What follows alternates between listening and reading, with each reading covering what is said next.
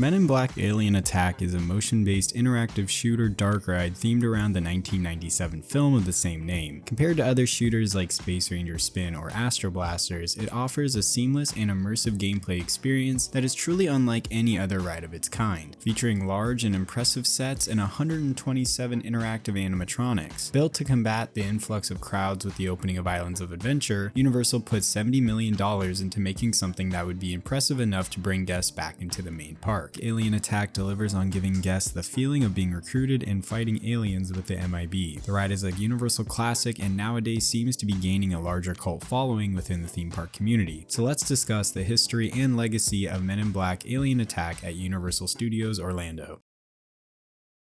In order to properly discuss the history of Men in Black Alien Attack, we have to go back to the year 1992. Johnny Carson ended his 30-year run as host of The Tonight Show, and while attending a banquet, President George H.W. Bush vomited and fainted on Japanese Prime Minister Kiichi Miyazawa's lap. Also at the same time, producers Walter F. Parks and Laurie McDonald acquired the rights to Malibu Comics' Men in Black comic series. The series really did lay out most of the groundwork that would form the concept and characters featured in the movie. The big key difference is that in the comics, the Men in Black fight paranormal entities as well.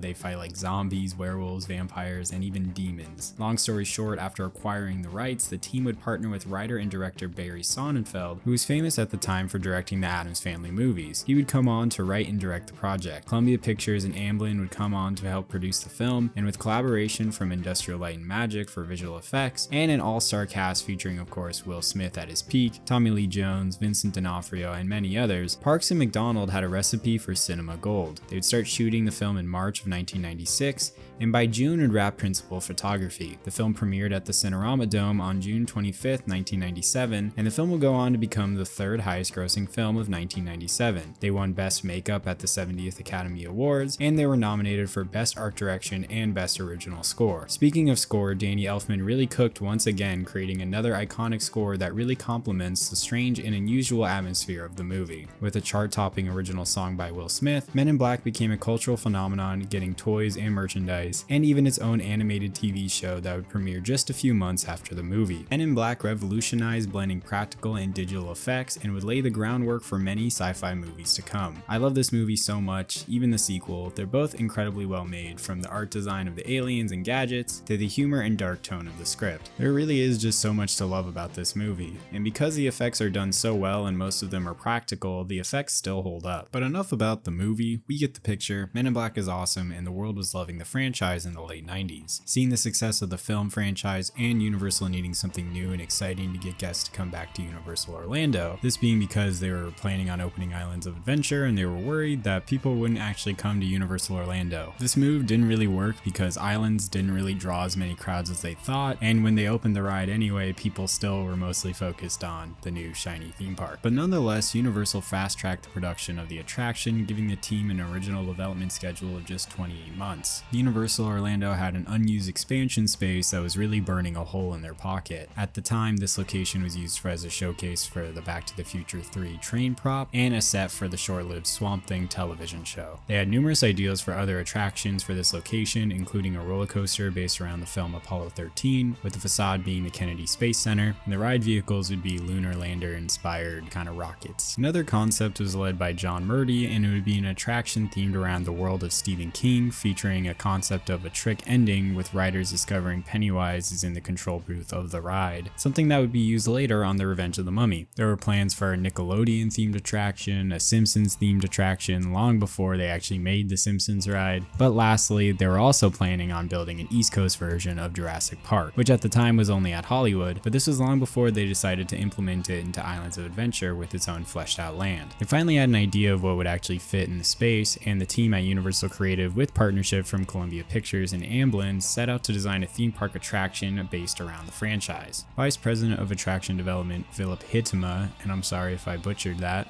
would spearhead the project with creative director Dave Cobb, who is now creative director of Warner Brothers Movie World in Abu Dhabi, and production designer Jimmy Pickering, who you may know for all of his work on all of the revamps of classic Disney rides such as Pirates and the Haunted Mansion. Neville Page designed most of the iconic art we got from this ride, including the vehicles, the blasters, and most of the aliens, and of course the Big Bug. His work is what gives the ride so much charm, and he really created something iconic. And also for my HHN Hollywood fans, John Murdy would also be a part of the team as a show and story designer. They knew from the beginning that they wanted to make an interactive motion shooter. After all, the franchise is known for blasting aliens with a laser gun. At the time, Universal was working on 2 new ride systems at Islands of Adventure, one being the motion vehicle designed by Oceaneering International for the Amazing Adventures of Spider-Man, allowing riders to be spun and twisted in any direction the team wanted with 6 degrees of freedom, and the other being designed by MTS Systems Corporation for Cat in the Hat, which was a much simpler, almost immersive style design that would spin guests in a fixed position. Universal originally wanted to go with the Spider-Man system because it offered the chaotic energy and movement that would pair nicely with the Men in Black franchise, but when testing a shooting mechanic with the ride, they found it incredibly difficult to aim or pay attention to the game, so the Cat in the Hat system was chosen due to its less chaotic nature. The team decided to make the attraction have 2 tracks, allowing guests to fight it out against each other for the highest score. This is one of the more interesting parts of the ride, where after undergoing a scan, we discover the Carve agents we've been fighting with are actually aliens all along, triggering you and the group of other riders to duke it out shooting at each other. It's a super fun gimmick that plays really nicely within the world of Men in Black. Designing the game element of this ride would prove to be a challenge with the team. They took the same blaster system Disney used with Space Ranger Spin and innovated on that, allowing guests to actually pick up the blasters and shoot. And this would be kind of more similar to what we have at Astroblasters. Unlike Space Ranger Spin though, Universal wanted to get rid of those obvious targets and instead use design elements on the aliens to help guide guests where to shoot. This seamless approach makes alien attack much more immersive and really helps us feel like we're right there in the action. Construction on the attraction would begin, and Universal would build an 80,000 square foot show building to house the ride, which was the biggest they built at the time. For the facade of the attraction, Universal decided to theme the area around the 1964 New York World's Fair, and this would blend the ride into the surrounding New York area very well, but it also plays a key role into the story of the ride, and is also a callback to the film when we discovered the World Expo Observatory towers are secretly hiding alien spaceships. Let's talk a little bit more about the concept behind the game elements of the ride. Similar to Astroblasters, we are scored based around how many targets are hit with a handy little point counter mounted on the ride vehicle. The targets are various different aliens on the ride, and these aliens do have target points. Sometimes they're glowing eyes, and others have like various video game style weak points. This is a really fun ride element because throughout the streets of New York, each alien or target is interacting with the environment. Some are in trash cans, some are on the streets flipping over cars, some are closing blinds, and once you shoot them, another alien will open the window to another room in that building. Each alien has a clever and dynamic placement that works to make it feel like this street is really being overran by aliens. When we enter the scanning section, we are pit against the other rider's car, and if it hits, it causes the ride vehicle to spin out uncontrollably, convincing us that the people that we're riding with are aliens, and having us fight against them is just such a fun and creative move. I love when theme park attractions feature this friendly competition aspect. At the end of the ride, guests are judged by Agent J, and depending on how they scored, he will react accordingly. There are 3 ranks you can get on this ride: Bug Bait, for riders who score less than 100,000, Cosmically Average, which is 100,000 to 150,000, and lastly, Galaxy Defender, the real flex, which is for guests who score over 150,000. They shot over 35 different endings, adding so much to the rideability of this ride, so depending on how you did, you might see Agent J say something different. The then 2 separate ride cars are then placed into 2 camps. The riders with the highest points get taken down a hallway and see an animatronic alien steaming their Men in Black suits. With the losing team, they get taken down a hallway and they see an alien coach who basically tells them off and says that they need to be doing a little bit better. This idea alone, working on a theme park attraction, is incredibly ambitious, and I just think it's so impressive. I really do love the fact that we are given a different ending with an animatronic depending on how we score. It's just, again, so So cool. During construction, the media was already speculating that Universal was creating a Men in Black themed ride, and once planning documents were filed publicly at Orlando City Hall, everyone knew that Orlando was making a Men in Black themed laser shooter attraction. The ride opened on April 14, 2000, and was met with praise from the theme park community for its impressive and complicated game mechanics and thematic detail. The ride is so impressive it won a THEO Award, which is like the Oscars for theme park entertainment, and it won for outstanding achievement. Before we discuss the legacy and potential future of the ride, let's talk about what guests can experience on Men in Black Alien Attack.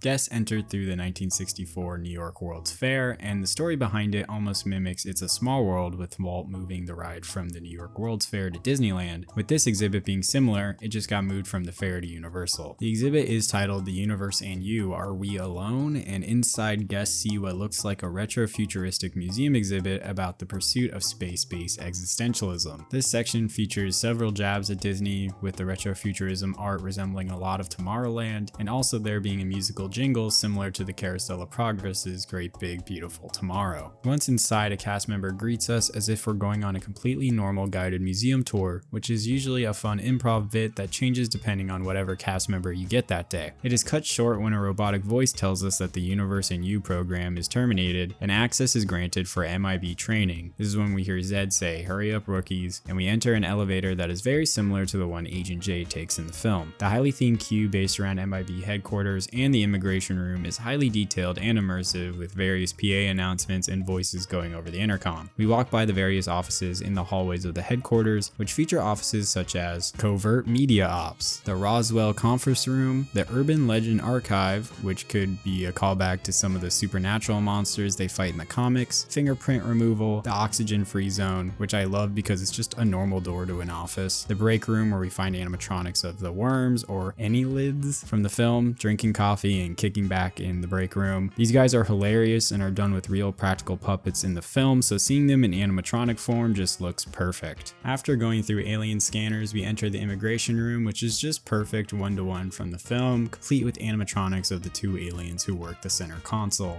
After going through another set of mostly normal hallways, we enter the MIB weapons locker, where we can see up close all of the awesome weapons and gadgets from the film. These weapons were designed so well and are incredibly iconic, and who wouldn't want to see the noisy cricket up close? In this room, they also have screens giving a small tutorial on the basics of the game. We then enter the ride loading station, hop aboard the ride vehicles, which are completely redesigned from Cat in the Hat. The vehicles have a full computer system and on-ride speakers built into them. Also, the vehicle has a big red button on it, which will come in handy during the ride's finale. Guests then grab their blasters, which are called S4 Alienators or Jumbo Judies, and the ride begins. This is when we enter the training simulation room, which looks very similar to the one Agent J uses in the movie. We see a scientist-looking alien running the simulation, and this section works as a tutorial level, almost getting guests used to the idea of aiming and shooting at the targets. This part is also deceiving because the points earned in it actually count towards your end score, so it's important if you're going for high scores to lock in as soon as the ride begins. You then hear another robotic voice say emergency training sequence aborted, and Zed tells us that there's an alien crash landing in the middle of New York City, and aliens are running rampant around the city. This is when we enter the streets of New York and begin to start blasting all the aliens that surround us. You see in the center a larger crashed spaceship with multiple aliens coming out from its wreckage. These and all the other aliens on the ride react to being shot at and do various things when shot at depending on what they're doing in the scene. So, if they're like in a trash can, they'll crouch down when they get shot. It's very cool. It really does add a lot to it. Like I've talked about earlier, the detail in these scenes is unmatched, and aliens are hiding everywhere, and all have unique animations and movements that play into the gamified aspects of the ride. Think of it as like classic, almost Disneyland style shooting galleries where you want to shoot at stuff because you want to see what it does. It's pretty much what this ride looks like. Every little detail was thought of and no expense was spared. One of my favorites is the large tentacle monster with the giant eyeball that's just bursting out of the building. Everything feels designed around re-rideability. There's just so much going on in these scenes that you couldn't possibly see everything, and because there's so many different strategies you could actually take on playing the game, it kind of just adds to you wanting to go on this ride like a million times. One of the aliens down an alleyway pleads for us not to shoot him, only to ambush us with a bunch of his alien friends popping out of trash cans. I love how devious the aliens are on this ride. They're actually like little bastards. It's really fun. We then hear from Zed that some of the bugs have infested the MIB fleet and that we are going to enter a scanner to see if any of us are aliens. Like we talked about before, this is when we are pitted against the ride cars next to us, and then we make it to Times Square, which is riddled with aliens, and shoutouts to John Carpenter's The Thing. We see on a large screen Agent J, who warns us of the large giant alien bug, and this is when we see said large giant alien bug, which looks like a large tunnel with a bunch of eyes and pinchers. The eyes glow red, and these are targets for guests to shoot. When we enter the bug's mouth, Zed tells us to press the red button, causing the cars to spin out of control, blowing up the bug from the inside. Originally, this was going to be a section where the cars, through a lighting effect, appear to speed really fast away from the bug, but during testing they realized that the ride vehicles are just way too slow to properly pull off the effect, and decided to pull a card out of Agent K's book when he blows up Edgar from the inside. Pressing the button exactly when Zed tells you to gives you bonus points, which are essential to getting to Galaxy Defender, and like we talked about earlier, we are congratulated by Agent J. He judges us based off of our scores, either get a fresh steam suit or yelled at. You then get neuralized and return back to the exhibit as if nothing happened. I love that bit so much. It's a very clever way to implement the actual neuralizer into the ride, and the fact that we come back to the exhibit as if nothing changed, nothing happened, nothing to be alarmed about. This is very cool. This ride is incredible, and the fact that it has so much rewritability has made it a timeless classic. The Men in Black franchise is pretty much dead. The last Men in Black film, Men in Black International, was so bad and forgettable I didn't even realize it came out only in 2019. The Universal being Universal, many are scared that they're just going to replace the ride with something that is a bit more current. Rumors of a Pikmin and Pokemon attraction replacing it have circulated for a while, with the most popular being a Pokemon Snap themed dark ride, which allows you to collect pictures that you take on the ride. But to me, nothing beats Men in Black. It could be my nostalgia for the movie or my love of silly aliens, but the ride is hands down one of the best themed rides at the park. I think the ride is safe for the time being because Universal really wants to focus more on themed immersive dark rides, because they're trying to,